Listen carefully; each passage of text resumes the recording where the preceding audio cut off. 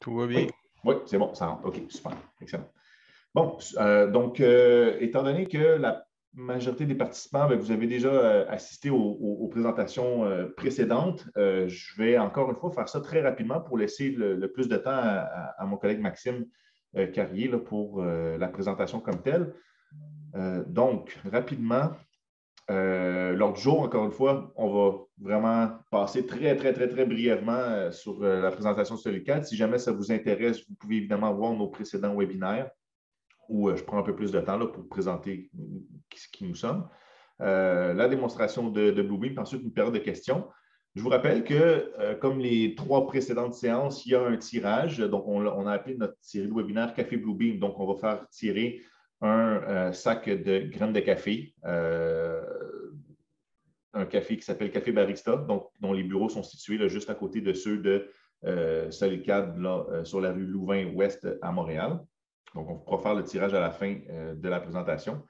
Donc, sans plus tarder, je vais peut-être nous amener directement à l'équipe Infrastructure GIS. Donc, moi-même, Maxime, directeur de compte, je suis basé à Montréal et je travaille en collaboration avec Louis Robin, qui est, lui, basé à Québec.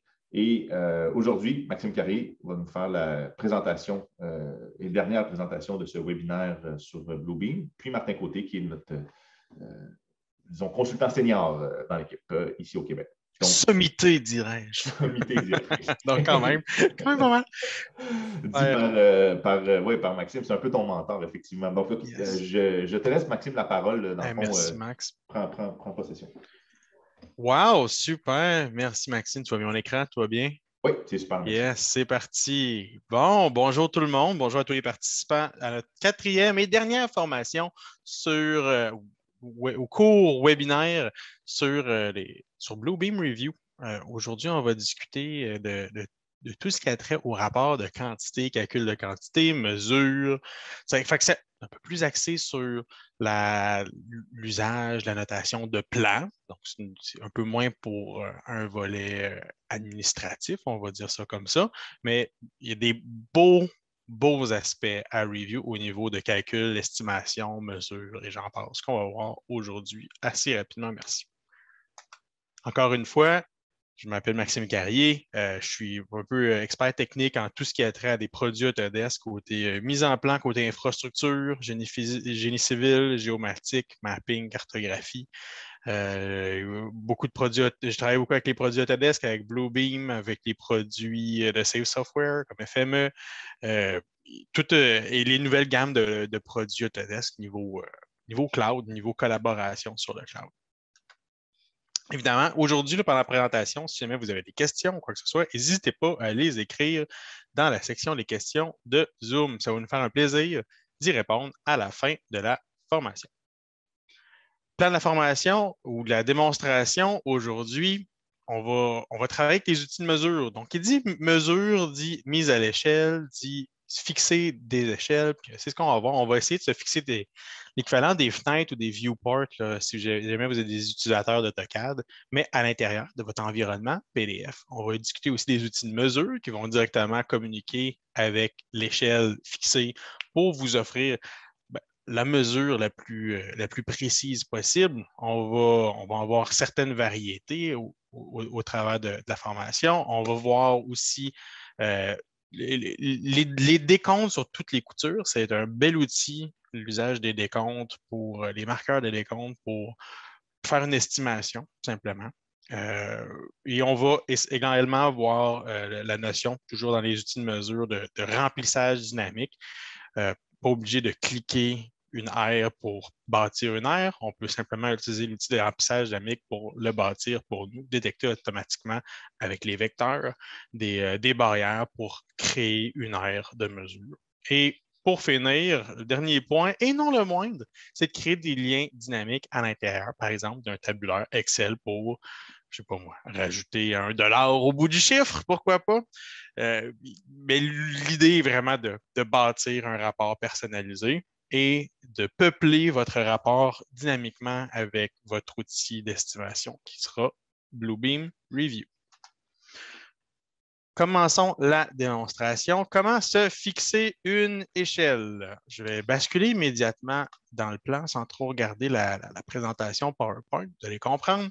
Et ici, j'ai une mesure, j'ai une mise en plan d'un plan et une vue de plan puis une vue de profil. Très courant lorsqu'on fait du génie civil ou de l'arpentage, je dirais, sur le plan routier. Donc, en haut, tout simple, dans la mise en plan, en théorie, j'ai une échelle que je peux aller me fixer, puis je dirais même que j'ai une échelle qui a déjà été prédéfinie ici. Donc, si ça a été bien imprimé puis bien imposé, je devrais être capable de fixer, on va dire, dans le viewport au-dessus, mon échelle 1 en 40. En fait, je pourrais fixer dans toute ma page sur le petit bouton de mesure ici, là, avec la règle, là, vous allez dans votre barre de tâches ici, là, vous allez pouvoir fixer pour l'ensemble de la page une échelle. Mais si jamais j'avais, par exemple, différentes mises à l'échelle, par exemple, ici, j'ai une vue en plan, ben, je déduis que si je suis dans du 1 excusez, là, c'est une échelle impériale, c'est pas plus grave. Si j'ai 1 pouce dans 40 pieds en haut, dans ma vue de profil, ça risque de ne pas être le cas. Peut-être que en termes de longueur, j'ai du 1 dans 40, mais en termes d'élévation, j'ai une exagération verticale. Je peux déduire qu'en haut puis en bas, je vais avoir des différences au niveau des échelles. On a la capacité dans Bluebeam Review de créer des zones, ou appeler ça des fenêtres d'affichage ici.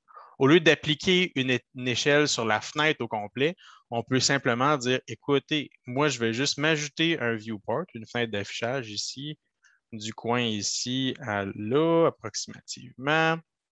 Prenant en considération que ça fait partie des rares outils qui n'ont pas de snap. Il a fallu que j'aille un peu approximativement pour définir mon espace. Mais en gros, ça va me permettre de diviser mes différentes mises à l'échelle. Ici, je vais utiliser une échelle prédéfinie qui est du 1 pouce dans 40 pieds. Je devrais retrouver ici, tiens, 1 pouce dans 40 pieds dans mes échelles prédéfinies. OK, merci, bonsoir. À partir de maintenant, quand je vais faire mes mesures, ça va tomber pile poil à la bonne place à cet endroit-là. Par contre, mon échelle est différente en bas. Ce qu'on peut faire, c'est créer une échelle qui dit personnalisée. Je vais en relancer une autre fenêtre indépendante que je vais aller, on pourra faire des mesures si vous ne me croyez pas. Je vais me faire une deuxième fenêtre juste en bas et je vais séparer l'échelle X avec l'échelle Y. En cochant ici séparé. En haut, je déduis qu'en termes de longueur, on fera des validations, mais je déduis qu'en termes de longueur, ça va être une échelle déjà prédéfinie de 1 pouce dans 40 pieds. Mais en bas, je pourrais, par exemple, la personnaliser. Parce que je ne sais pas, moi, en élévation, c'est quoi l'exagération verticale. Personne ne l'a écrit sur le papier. Ce que je peux faire, c'est simplement dire, écoute, moi, je vais mettre en personnalisé, je vais calibrer. Je sais ici que c'est en pied. Ce que je vais faire, c'est que je vais snapper sur une ligne, puis je vais aller snapper sur l'autre. J'ai 4 pieds de différence en termes d'élévation. Ici, je vais dire en pied. Tiens, j'ai pied, pouce. Ici, ça va être 4. Ça ressemble à ça, ça ressemble à ça. Tiens, je peux même les nommer si ça me tente. Ici, ça va être la vue profil, puis l'autre, je pourrais la renommer puis l'appeler plan. Puis je vais cliquer sur OK. Et maintenant, à partir de maintenant, j'ai 2 environnements. Tiens, je vais l'appeler plan. Puis j'ai 2 environnements dans lesquels je vais pouvoir mesurer et mes mesures vont s'ajuster. Par exemple, si j'utilise une mesure de longueur, toujours dans la barre de tâches de mesure, je vais simplement dire ramasse-moi ça ici, d'ici à là. Nous, on va être en. Tiens, ça va être ma longueur, elle va être en pieds. Super, ça correspond bien à 100 pieds, fantastique. Je vais en refaire une autre en élévation. C'est supposé être du 4 pieds. Oh, pardon. Ici, 4 pieds. Je vais faire des petits ajustements parce que je n'ai pas mis par défaut mes outils. Parfait. En élévation, ça marche. En longueur, ça marche. Donc, mon exagération verticale est tenue en considération. De cette manière-ci, vous allez pouvoir créer des échelles personnalisées, des échelles sur mesure. Bref, vous adapter à toutes les situations. Pas seulement en utilisant des échelles prédéfinies à l'intérieur de vos cartouches, mais également simplement en vous calibrant ou en mesurant des éléments qui sont bien indiqués, qui sont bien chiffrés, dont on connaît la dimension. Et on peut même tenir en considération l'échelle verticale, n'est-ce pas magnifique? On va ensuite discuter de l'outil des divers outils de mesure. Je viens d'utiliser des longueurs, appelées aussi dimensions, si on travaille plus dans le domaine du CAD. On va discuter des aires, des remplissages dynamiques. On va parler de toutes sortes on va parler de variétés de segments, des segments linéaires, des segments d'arc pour faire nos pourtours, nos segments linéaires. On va discuter de découpe d'air, on va discuter d'angle, alouette. On a plein de choses à voir ensemble. Dans la portion mesure, on va avoir notre capacité de faire. J'ai déjà fixé une échelle. Ici, elle était une échelle personnalisée. Je n'avais pas d'échelle. Donc, ce qui est arrivé, c'est que j'ai utilisé une mesure puis je me suis calibré de manière personnalisée dans mon environnement. Donc, officiellement, toute ma page, comme je n'ai pas utilisé de fenêtre d'affichage ici, toute ma page est tenue comme étant calibrée pour une échelle spécifique. C'est un choix, ça marche bien. Donc, ce que je pourrais faire ici, c'est que simplement pour me valider au niveau de ma mesure, je vais me comparer avec la mesure qui est effectuée ici, la dimension qui a été créée ici. Ce que je vais faire, c'est que je vais sélectionner, je vais commencer par, bon point, je vais commencer par valider mes outils de snap. Fait que vous allez trouver dans le menu déroulant en vue, dans les portions vraiment dans le bas de la liste, là, alignés sur le contenu puis alignés sur le marquage. Ça, en bon anglais, là, c'est des outils de snap. C'est des outils d'accrochage à des objets. On peut soit s'accrocher sur le contenu vectoriel d'un plan ou de votre dessin PDF, ou vous pouvez simplement même vous snapper sur d'autres marquages. Je pourrais faire une cote dans ce sens-là, partir de ma cote, puis aller me snapper sur un élément du dessin. Il y a des beaux outils à exploiter avec tout ça. Moi, je vais les garder activés. Ça va vraiment m'aider. Quand on prend des mesures, l'outil ne nous indique pas, au contraire d'AutoCAD, l'outil va essayer de snapper sur le long de n'importe quel élément. Il ne va pas essayer de snapper nécessairement sur des extrémités ou en perpendiculaire, quoi que ce soit. Il va juste snapper le long de l'objet vectoriel. Si jamais vous voulez vous barrer votre angle de dessin, vous pouvez toujours maintenir sur votre clavier le bouton Shift. Le bouton Shift, c'est un peu comme le mode ortho, là, si vous travaillez avec AutoCAD ou Civil 3D. Il va barrer votre angle à 45 degrés. Ça va vous permettre d'aller, par exemple, snapper ou maintenir une mesure de part et d'autre. Puis là, ici, je vais aller reflipper mes unités à pied, même pied, pouce pour correspondre en haut. Puis ma mesure, elle devrait être calibrée et correcte. Donc, maintenir Shift, ça va vous permettre de vous barrer vos angles pour faire des mesures un peu plus orthogonales. Ce n'est pas tous les plans qui vont vous le permettre si c'est un plan d'architecture. C'est normal qu'on puisse se permettre d'un peu plus d'angle droit, mais on peut se déduire que si jamais vous avez un plan géoréférencé, moins de chances que vous allez utiliser le mode ortho, mais sachez que c'est une option qui existe. On va regarder les aires aussi. Je vais continuer à utiliser la palette de mesures qui est là, mais il y a plein de manières d'accéder à vos mesures. Vous allez avoir potentiellement une barre d'outils qui est mise à votre disposition sur le côté à votre droite. Vous allez également retrouver au travers du menu déroulant outils sous mesurer toutes les options de mesure que vous voulez retrouver, que vous pouvez réutiliser. Puis on va revenir un peu plus tard parce qu'il y a des options qui sont un peu uniques à cet environnement-là. Pour découper, pour créer des masques, pour créer toutes sortes de choses à l'intérieur de vos outils de mesure que vous ne retrouvez pas nécessairement ici. Je vais faire une aire. Par exemple, j'aimerais mesurer l'aire de cette cage d'ascenseur. Là, ce que je vais faire, c'est que je vais aller lancer l'outil de zone et je vais snapper aux 4 coins. Et pour terminer, je double-clique pour terminer ma zone, mon objet multisegment. On va dire ça comme ça. Pour sortir du mode de dessin, on presse sur Escape, un peu comme dans AutoCAD, et on revient à notre mode initial, qu'on n'est pas dans une commande de dessin. Je vais sélectionner mon aire, puis je vais vous montrer qu'il y a des possibilités. On n'est pas obligé de s'en tenir simplement à une mesure d'air lorsqu'on trace une zone. Il y a vraiment beaucoup de potentiel. On peut aussi aller chercher toutes sortes d'autres informations qui vont être présentes on peut aller mettre en valeur dans mon étiquette. Par exemple, ma zone, elle ne se définit pas seulement en air, elle se définit aussi en longueur aussi. Je pourrais mettre des mesures de profondeur si on fait des calculs de volume, on a de toutes sortes de possibilités au niveau de dimension ou de mesures qu'on peut ajouter à l'intérieur. Moi, je vais m'en tenir pour l'occasion qu'au périmètre et à la surface. Je vais aussi, ça c'est une nouveauté de 20.2, on a la possibilité de mettre dans de mettre différentes unités de mesure dans notre étiquette de zone, dépendamment de ce qu'on veut utiliser, ce qu'on veut exploiter ou ce qu'on veut calculer. Par exemple, si je voudrais ma surface en pieds carrés, je vais aller dans la portion unité, sous zone, je vais mettre ça en pieds carrés, that's it. Je vais aller pour ma longueur, j'aimerais que ça soit en longueur en mètres, peut-être pour calculer éventuellement des surfaces à peinturer, j'en passe. Puis on peut même aller jouer sur le texte, question que ça paraisse un petit peu mieux. Tadam! Puis toute cette information-là, elle est capturée à l'intérieur de notre outil de mesure en commentaire et on peut évidemment aller le rechercher ça puis l'utiliser ailleurs tout simplement dans nos outils de mesure, nos outils de calcul, nos outils d'estimation. C'est vraiment la simplicité même. C'est toutes des informations qu'on pourra aller exploiter. Vous pouvez aller également aussi aller chercher ce qu'on se crée. En fait, on va se créer des remplissages d'années. Par exemple, j'aimerais calculer une aire de ma piscine qui est ici. Je remarque qu'il y a des arcs. Est-ce que je vais avoir, ici, j'avais cliqué et j'avais snappé dans mes coins pour faire mon aire. Est-ce que je vais être pris pour essayer de snapper et créer des arcs sur le pourtour? Non, pas nécessairement. On a des beaux outils qui s'appellent pour justement calculer des zones, des aires, des polygones, appelez-le comme vous le voulez, et qui s'appellent des remplissages dynamiques. Le remplissage dynamique, lui, ce qui va vous permettre, c'est qu'il y a une petite intelligence qui est reliée à ça. Je vais changer mon paramètre pour que mon remplissage dynamique soit un peu plus rapide.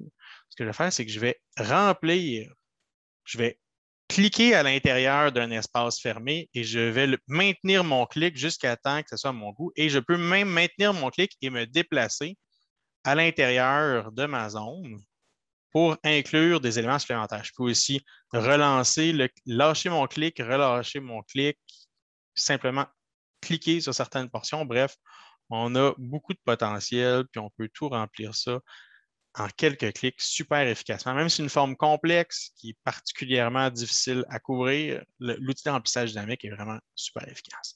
Là, est-ce que je peux faire une surface? Je pourrais simplement faire une ligne multisegment pour une mesure de longueur. Je pourrais faire même un espace, qu'on va voir un peu plus tard, qui est un autre outil pour subdiviser peut-être d'autres mesures à l'intérieur de l'espace. Je revenais plus tard.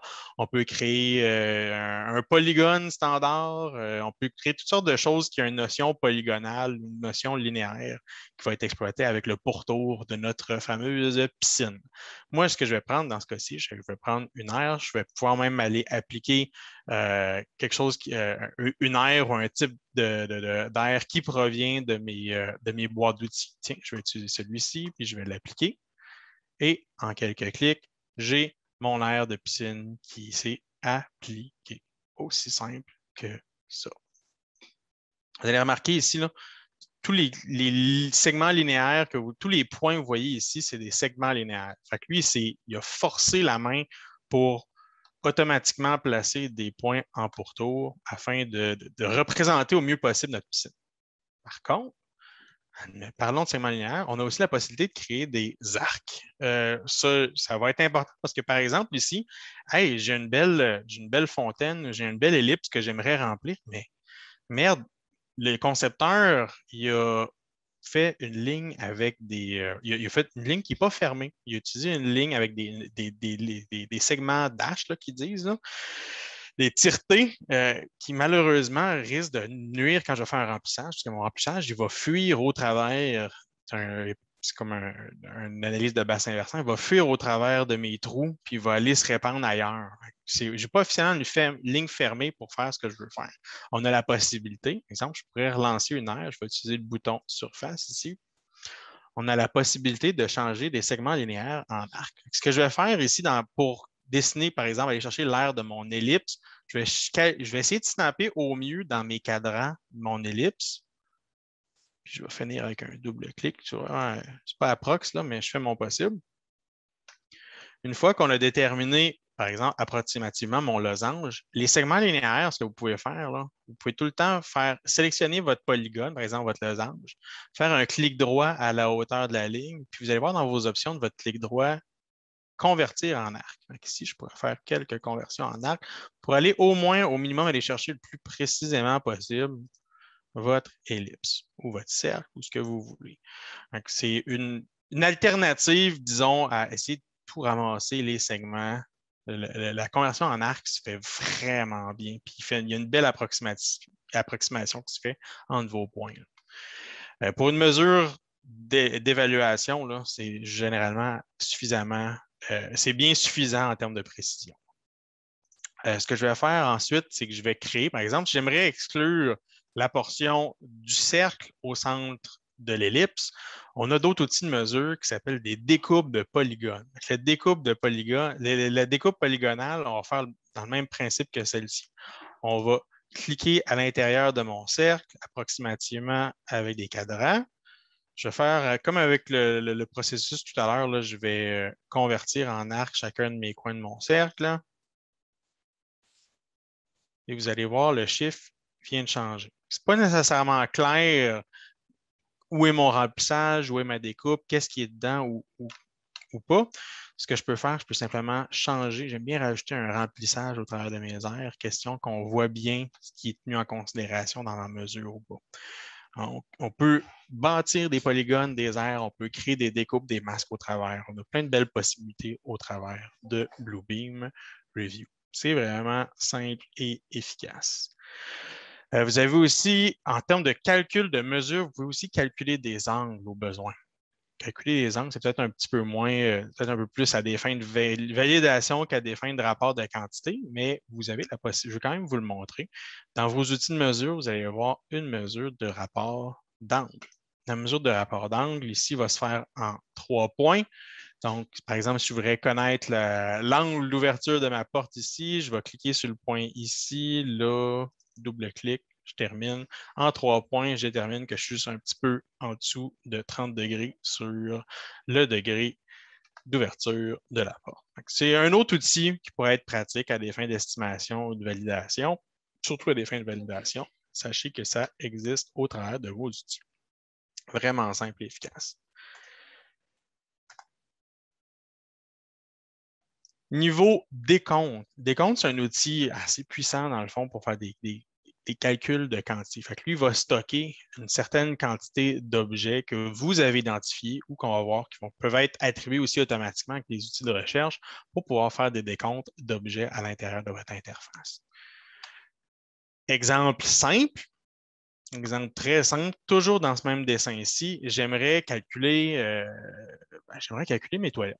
Je voudrais savoir combien de toilettes j'ai à l'intérieur de mon étage ici dans mes 2 ailes. Eh bien, je pourrais débuter simplement un décompte en partant de marquage, pas marquage, mesurer et décompte. Je lance mon décompte et lui, en partant, je vais avoir la possibilité de créer, je vois mon décompte qui va s'augmenter au fur et à mesure que je vais cliquer à l'intérieur de mon dessin. Je peux varier aussi mon décompte en allant chercher, j'ai des éléments prédéfinis de mon décompte. Par exemple, pour l'instant, j'ai un check rouge à une telle grosseur et j'en passe. Je peux vraiment aller chercher des décomptes qui sont présents à l'intérieur de mes tool chests. On va y revenir un peu plus tard. Sur le fly, je peux prendre celui par défaut et commencer à décompter tout ça, cliquer sur mes toilettes et au fur et à mesure que je fais mon décompte,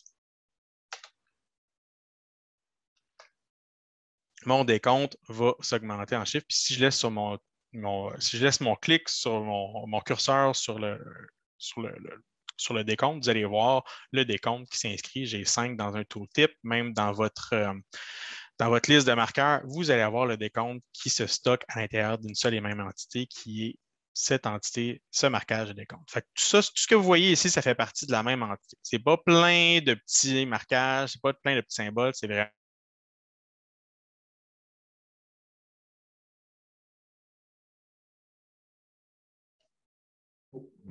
Max, est-ce que on t'a perdu, là, ça vient de couper?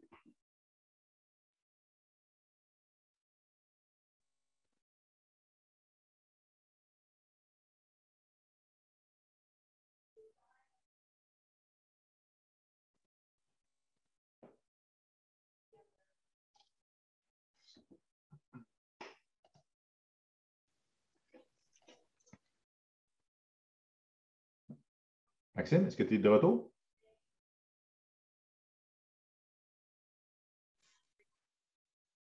Est-ce que je suis là? Oui, tu es revenu, mais là, on a perdu ton, Je ton suis là. écran. OK, désolé, c'est une instabilité de mon Internet. Là. Bref. J'ai été chanceux que ça ne l'a pas fait dans les 3 dernières semaines. On va dire ça comme ça. Parfait, ben, je vais poursuivre. Est-ce que vous aviez vu mon décompte, Max? Oui, on avait vu le décompte. Super. Puis Fait que là, ce que j'avais fait dans le fond, c'est que j'ai fait exprès pour faire une erreur. Par exemple, si je voudrais corriger mon décompte, je pourrais simplement sélectionner mon décompte, faire un clic droit sur l'erreur et dans mes options ici, j'ai supprimé dénombrement du groupe. J'ai enlevé l'élément erroné à l'intérieur de mon décompte. Si je veux poursuivre mon décompte, je ne vais pas me repartir un décompte dans mesurer décompte. Non, non, non.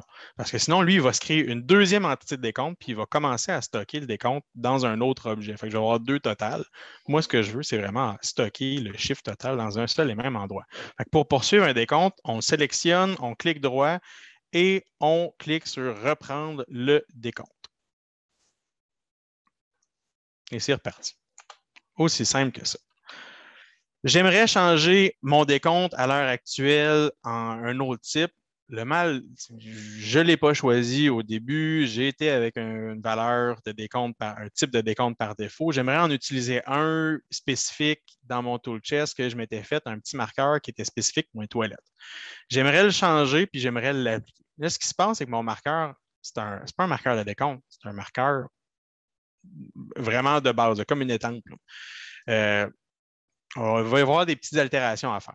Pourquoi je vous dis ça? C'est que si jamais je clique, je sélectionne mon décompte, et que je m'en vais dans ses propriétés que je peux changer, dans Révision chargée de projet, je ne vois pas mon décompte qui est disponible.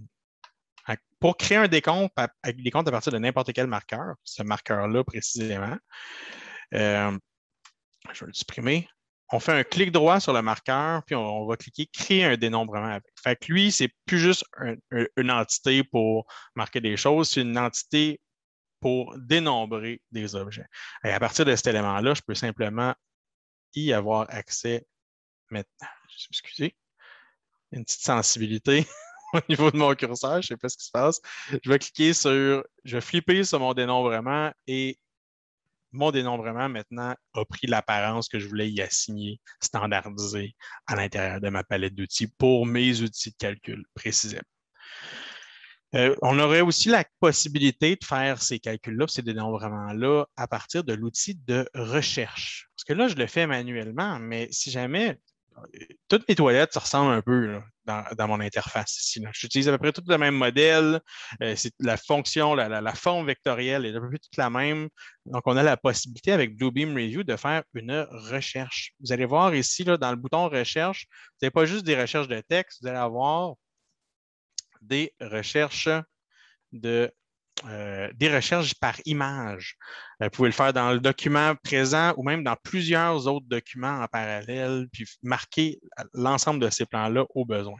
Ce que je vais faire, c'est que je vais aller dans la portion recherche d'image, je vais cliquer Obtenir un rectangle et je vais ramasser ma toilette, une toilette typique et lancer ma recherche. La recherche, dépendamment de la grosseur de vos plans, du nombre de feuilles dans votre fichier PDF, du nombre de documents où vous faites votre recherche en parallèle, là, ça pourrait prendre quelques minutes. Moi, ça devrait prendre une trentaine de secondes maximum, mais ça pourrait prendre quelques minutes, dépendamment de la lourdeur de ce que vous avez sur le plan vectoriel. C'est super intelligent de la manière qui se passe, de la manière qu'il fait sa recherche. Lui, il prend une capture de tous les éléments vectoriels qu'on voit ici, puis il fait une recherche de pattern à l'intérieur de votre dessin. Fait il m'a identifié toutes les toilettes, peu importe leur angle à l'intérieur, peu importe leur angle de rotation à l'intérieur de mon plan. Et maintenant, je peux, puis on pourrait penser ça pourrait être un poteau électrique, ça pourrait être des sprinklers, ça pourrait être tout élément que vous ramassez dans son entièreté là, pour faire votre recherche, vous pourriez le décompter là, sans problème. C'est vraiment super efficace. Si je veux appliquer une action, par exemple, ajouter un décompte sur l'ensemble de ces toilettes-là, je pourrais faire une petite validation. Est-ce que c'est toutes des toilettes? Super. Je confirme que l'ensemble de ces objets sont ce que je recherche. Je vais tout cliquer pour sélectionner et je vais leur appliquer une action. Par exemple, ici, appliquer un dénombrement automatisé à l'ensemble de mon plan. C'est vraiment simple et efficace comme outil. Ça va vous donner un gros coup de main là, si jamais vous faites des dénombrements et de l'estimation. Une fois que moi, j'aimerais, par exemple, j'aimerais exploiter puis croiser, on va dire, l'automatisme, les outils d'automatisme dans Bluebeam, par exemple, pour séparer mon dénombrement entre l'aile nord et l'aile sud de mon bâtiment. Pour ceux qui ont déjà utilisé Revit, il y a une notion qui s'appelle les rooms à l'intérieur de Revit qui divise automatiquement selon une certaine aire, par exemple, le nombre de dénombrements dans une portion, le nombre de toilettes dans une portion du bâtiment, le nombre de toilettes dans une autre portion. Puis on peut faire quelque chose de relativement similaire dans Bluebeam avec le bouton dans la barre de tâches d'espace. L'espace va permettre de créer des zones nommées dans lesquelles on va créer automatiquement une division, par exemple, entre l'aile nord et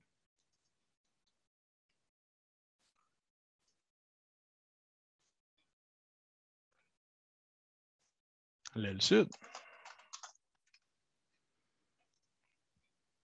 Ce qui va automatiquement diviser, ce qui va prendre mon dénombrement, par exemple ici de toilettes que j'ai créé automatiquement avec mon outil de recherche, et le diviser par secteur. Super simple, super efficace. Puis, on a même une portion qui s'appelle un environnement, une colonne qui s'appelle espace dans lequel on stocke où est-ce qu'on a placé nos différents éléments. C'est vraiment simple à utiliser. Puis, c'est simple à utiliser, c'est simple à maîtriser. Puis, ça fait votre division de vos objets super facilement et efficacement à l'intérieur de votre interface. C'est fantastique. Donc, l'outil d'espace peut vraiment vous aider à diviser, subdiviser, catégoriser vos objets, on va dire spatialement et automatiquement. Dernier point et non le moindre, je vois qu'on dépasse déjà pas mal. Désolé pour l'intermède problématique. Je vais vous montrer le lien de quantité vers Excel. Vous voyez, c'est vraiment pas long à fixer. Le lien de quantité vers un rapport Excel, par exemple, ici, j'ai un cas où j'ai un dénombrement d'arbres. J'ai des cerisiers et j'ai des pommiers que j'aimerais stocker à l'intérieur d'un chiffrier Excel que j'ai commencé ce matin pour faire un décompte budgétaire à partir de des arbres que j'ai à planter à l'intérieur, qui planifient à l'intérieur de mon plan. Pour créer un champ dynamique, vous allez voir ici, mes dénombrements sont là, mes décomptes sont ici. J'ai trois pommiers, 4 cerisiers. Ça va vous prendre, premièrement, c'est une fonction qui est reliée à Bluebeam Extreme, donc à tenir en considération. Ce n'est pas Bluebeam conventionnel qui l'a. Si jamais vous voulez faire des liens avec dans vos rapports automatisés Excel, tenir en considération. Mais c'est vraiment simple, là. Une fois que vous avez configuré à l'intérieur de votre administrateur, que vous avez coché, vous avez approuvé un lien externe pour un lien de quantité vers Excel, vous avez, à partir de maintenant, la possibilité de lier n'importe quelle case dans votre chiffrier Excel avec un lien de quantité ici. Vous voyez ici le lien de quantité. On va cliquer sur Créer. Créer, lui, va demander d'ajouter un ou des fichiers à l'intérieur desquels on veut. On veut stocker, on veut stacker des dénombrements, on veut aller chercher des dénombrements je dis dénombrements, mais ça peut être des mesures en tout genre, des mesures en pieds cubes, mesures en pieds carrés, peu importe ce qu'on a fixé tout à l'heure, peut être relié dans sa mesure qui a été fixée à l'intérieur d'un champ Excel. Moi, ici, je vais simplement prendre Tree Planting, mais je pourrais en prendre en plusieurs en simultané pour faire différents calculs puis faire mon rapport à partir de plusieurs plans. Je vais cliquer sur OK. Et maintenant, à partir de Tree Planting, maintenant que j'ai un fichier source, je vais pouvoir aller chercher mes décomptes d'arbres. Par exemple, dans ce cas-ci, mon pommier va aller se placer ici. Mon décompte de cerisier va être dans l'autre. Donc, on peut filtrer non seulement des décomptes, mais des dénombrements, des aires, et j'en passe. Tout ce qui est mesurable peut être propagé ici dans un champ dynamique. Et je dis dynamique, j'insiste pour dire champ dynamique parce que, par exemple, si de retour dans Bluebeam, je fais des variations, je vois que j'ai peut-être un arbuste ou un arbre supplémentaire à rajouter dans le coin ici. Par exemple, si j'aimerais reprendre le décompte de mes pommiers ici, là, là, là et là, Mon chiffre maintenant est rendu à 8 et dans mon chiffrier, il a flippé à 8 aussi. Hein. Il y a vraiment une notion de connexion dynamique, tant ou sinon. Je n'ai même pas eu besoin de sauvegarder le dessin. Le lien se change puis s'ajuste au fur et à mesure qu'on travaille. Fait que Bluebeam parle directement à l'intérieur de votre chiffrier Excel au travers du lien dynamique. Évidemment, sauvegarder, ça donne un coup de main, mais on n'a même pas besoin de sauvegarder pour que le chiffrier change au fur et à mesure. C'est vraiment là, super efficace. Même chose si on supprime, si on ajoute des objets, qu'on les enlève, on enlève le champ ou le dénombrant complètement. L'idée, c'est que ça va s'ajuster automatiquement à l'intérieur de votre rapport. Super simple à utiliser et à maîtriser. Sur ce, mon Dieu, c'est déjà fini? Est-ce qu'il y a des questions, Maxime? Non, pas de questions. Tout va bien. Ben, je te passe à l'appareil. Oui, c'est bon. Donc, comme il n'y a pas de questions, on va. Attends, je vais juste partager mon écran, faire le petit tirage rapidement. Donc, le tirage au sort, il y avait seulement 4 participants aujourd'hui. Tu vois mon écran, Maxime? Oui. C'est bon, OK, good. Donc, je vais faire le tirage au sort. Donc, on va regarder ça vite, vite. Une chance sur 4. Donc, Francisco, c'est l'heureux gagnant. Donc, Francisco, je vais rentrer en communication avec vous pour dans le fond, vous faire parvenir le lien pour faire votre choix et aussi avoir votre adresse, en fait, de livraison. Petit point que je voulais juste vous rappeler, sur notre channel YouTube, vous avez accès, en fait, à l'ensemble des webinaires que toute l'équipe SolidCAD fait à travers le pays. Comme vous pouvez voir, celui de notre série là, Café Bluebeam, donc celui de la semaine dernière a été mis en ligne. Et vous pouvez comme ça, au niveau de la recherche ici, si on fait simplement taper Café Bluebeam, ben, vous allez retrouver, en fait, ce qu'il faut comprendre, c'est que notre équipe infrastructure a fait, dans le Canada anglais, 6 petits webinaires de cette façon-là, mais vous allez retrouver aussi ceux que l'on a fait, dans le fond, les 3 précédents, et celui d'aujourd'hui va également être mis là, en ligne. Un petit clin d'œil aussi à notre gabarit civil 3D que l'on a mis, en fait, dont le lancement a eu lieu là, au début du mois de septembre. Donc, vraiment un gabarit civil 3D pour les normes de conception routière au Québec. Si jamais vous êtes intéressé, vous pouvez aller voir le webinaire sur ça. Et aussi, gardez en tête, le 4 novembre, on a notre Infrastructure University 2021. Donc, vous allez avoir plusieurs, dont Maxime qui est là, plusieurs événements, plusieurs thématiques, en fait, durant la journée. Elles sont tous en anglais, mais je pense que pour les gens qui travaillent dans le domaine de l'infrastructure, du génie civil, ça peut être très intéressant. C'est gratuit. Vous n'avez qu'à vous inscrire aux séances qui vous plaît finalement. Donc, voilà pour ça. Merci évidemment d'avoir participé à l'ensemble de nos présentations et puis on vous souhaite une excellente fin de journée.